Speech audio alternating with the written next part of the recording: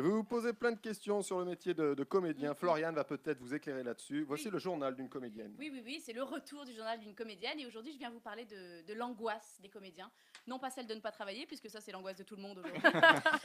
Non, la vraie angoisse, celle qui nous fait faire des cauchemars, celle qui nous empêche de dormir, celle qui tapis dans le noir, nous surveille bien gentiment et nous surprend, paf, en pleine gueule, sans crier gare. Gare Non. Oh là là. Oh là là. Pardon.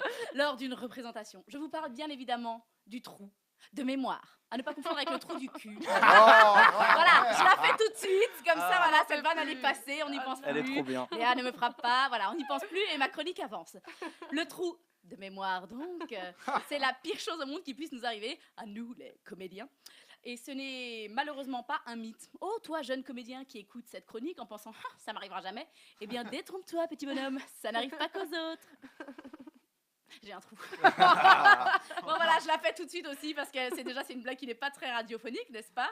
Et puis en plus, sinon vous allez rien écouter en pensant quand est-ce qu'elle va nous la faire cette vanne, cette conne. Oui, parce qu'ici on s'aime beaucoup, on parle comme ça des uns des autres. Alors voilà, elle est placée, on avance. Je ne pourrais pas vous donner de conseils pour ne pas avoir de trou de mémoire. Je ne pourrais pas vous donner de conseils pour ne pas avoir de blanc, de vide, de néant. Je pourrais juste essayer de vous dire quoi faire quand ça arrive. Parce que oui, la putain de sa race, ça va vous arriver. On le sent que c'est un sujet douloureux. On le sent que je le vis très très mal. Bon bref, ça vous arrivera.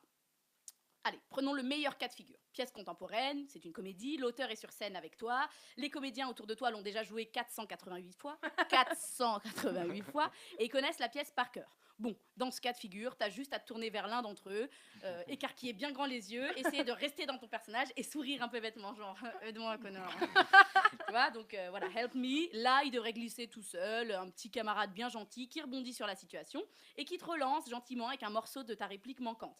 Te voilà sauvé et reparti. Mais même dans ce super cas de figure, c'est-à-dire 488 fois, équipe rodée, etc., si le comédien vers qui tu te tournes se croit bon en impro et accessoirement se croit drôle, il va figurer au public que tu es en train de sombrer par un petit... Hein, tu disais, Martine? Peut-être que la réplique que tu cherches, c'est « Il aurait suffi qu'on lui enlève les menottes ». Regard public, elle a un trou. Oh là là, quel connard. Et pendant que lui, il croit tisser des liens avec le public et tirer profit de cette situation, toi, tu vis une humiliation, hein, l'humiliation de ta life, tout en détente.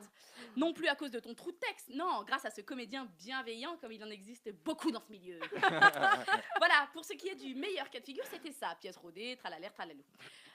Pour le pire cas de figure, la petite mort, on l'appellera. Ce serait un soir de première, ne compte donc surtout pas sur les acteurs qui t'entourent, ben non, eux aussi sont à deux doigts de la syncope. Ce serait une tragédie en vers. Allez, vas-y, je te regarde, essayer de rattraper un oubli de texte en alexandrin, en rime.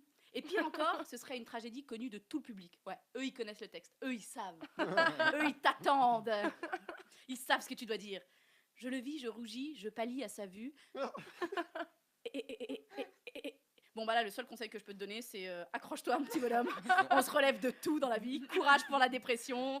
Les secondes de blanc qui t'ont paru des heures étaient atrocement longues, oui. Mais quoi qu'il arrive, n'oublie pas, l'erreur est humaine, ça arrive à tout le monde. L'important, c'est de participer. En vrai, c'est foutu. Le mec, il va crever, il travaillera plus jamais, il finira alcoolique. Voilà, c'était ma chronique sur le plus beau métier du monde. Merci Floriane.